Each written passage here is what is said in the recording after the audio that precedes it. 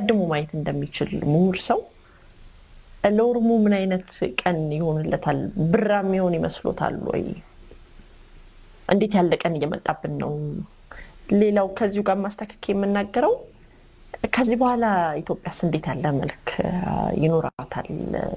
ደም በተቃባንበት በእንደዚህ አይነት ሁኔታ የርስ በርስ ግጭት ውስጥ ስለሆነ ያለ ነው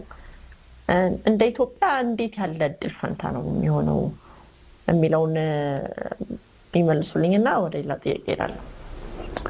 አንደኛ ነገር ይሄ ከወያኔና ኦነግ ሸኔን አንድ ላይ የሚያደርጉት በተለይ ኦሮሞዎች የጠላቴ ጠላት ወዳጄ ነው በሚል አስተሳሰብ ነው የሚሰራበት ጊዜ ይኖራል ይሄ አስተሳሰብ አሁን ግን አይሰራም የሚል እምነት አለኝ እኔ አንደኛ ነገር ወያኔ ወደ መቀሌ እንዲገቡ ያደረገው የኦሮሞ ህዝብ አመጽ ነው በአንደኛው በዋናነት እና ከዚህ በፊትም አብረን ሞክረን ሳይቻል ቀርቶ ተላይተናል ዛሬ የበለጠ ርህሩህ ይሆናሉ ለኦሮሞ መብት